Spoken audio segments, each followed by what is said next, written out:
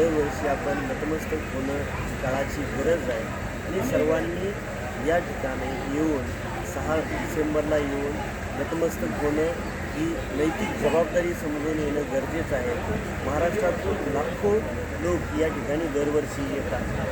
त्याच पद्धतीनं मी एक नवीन लोकप्रतिनिधी पहिल्यांदाच निवडून आलेलो आहे आणि ज्या विचारावरती माझ्या आजोबांनी भाई गणपतराव देशमुखांनी 60 वर्ष मतदारसंघाने सांगोला तालुक्यामध्ये प्रतिनिधित्व करत असताना डॉक्टर बाबासाहेब आंबेडकरांचा विचार आत्मसात केला आणि त्या पद्धतीने समाजकारण आणि राजकारण केलं. त्याच पद्धतीनं माझी एक नैतिक जबाबदारी कुणासमोर डोकं टेकावं तर पहिल्यांदा येऊन बोधिसत्व भारतरत्न डॉक्टर बाबासाहेब आंबेडकरांच्या समोर या ठिकाणी येऊन मी नतमस्तक झालेला आहे आणि अशाच पद्धतीने भविष्य काळामध्ये जो संविधानाचा विचार आहे, जो डॉक्टर बाबासाहेब आंबेडकरांनी दिलेला एक समतेचा विचार आहे, शिवशाहू फुले आंबेडकरांचा पुरोगामी विचार घेतला पाहिजे. याच्यासाठी भविष्य काळात माझ्याकडून मतदारसंघात आणि तालुक्यामध्ये काम होईल एवढंच मी आपल्याला सांगू इच्छितो आणि आपल्या माध्यमातून तमाम महाराष्ट्रातील जनतेला आव्हान करेल की या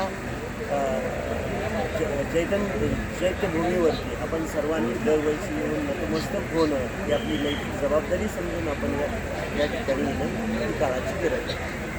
धन्यवाद. बोलते सर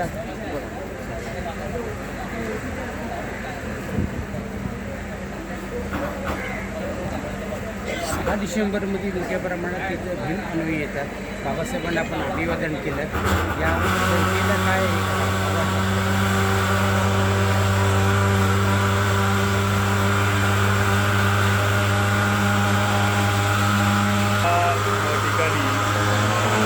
बाबासाहेबांना अभिवादन करण्याकरता देशभरातून लाखो अनुयायी येतात. आज आजचा हा दिवस आहे तो दिवस आहे तो दिवस बाबासाहेबांनी दिलेल्या गुलामीतून मुक्तीचा दिवस आहे आणि त्या गुलामीतून मुक्ती दिलेल्या या मुक्तीदात्यांच्या चरणस्पर्शासाठी इतर लोक येत राहतात. हा एक इतिहास आहे की या ठिकाणी आजच्या दिवशी बाबासाहेबांना अभिवादन करण्याकरता जगातून लोक येतात. वेगवेगळ्या धर्माचे वेगवेगळ्या पंथाचे लोकसुद्धा या ठिकाणी येतात. कारण बाबासाहेबांनी या देशाला जे संविधान दिलं आहे ते संविधान या भारतामध्ये लागू झाल्यापासून भारतातील मानवांच्यासाठी एक संदेश असा झालेला आहे की मानव त्या संविधानाच्या माध्यमातून गुलाममुक्त झालेला आहे, शोषणमुक्त झालेला आहे आणि दुःखमुक्त झालेला आहे. आणि त्या मुक्तीतून त्यांना जर कोणाला शरण जायचं असेल तर या महामानवाला शरण जाणं गरजेचं आहे.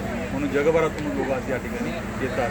मी बाबासाहेबांना याच माध्यमातून अभिवादन करतो. मी फक्त दुसरे 2 शब्द असे बोलतो की आम्ही गेल्या 7 वर्षापासून सेक्युलर आर्ट मुवमेंटच्या माध्यमातून भारतातील कलाकारांना एकत्र केलेला आहे आणि त्या चित्रकलेच्या माध्यमातून बाबासाहेबांना अभिवादन करण्याचा भारतातील हा पहिला आमचा प्रकार आहे.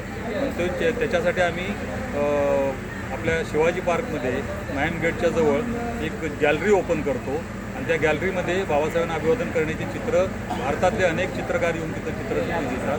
त्या कलादालनाचं उद्घाटनासाठी पण आज आम्ही आदरणीय आमदार साहेब बाबासाहेब देशमुख साहेबांना या ठिकाणी बोलवलेलं आहे आणि त्यांच्या हस्ते आम्ही तो उद्घाटन कार्यक्रम करणार आहोत. धन्यवाद.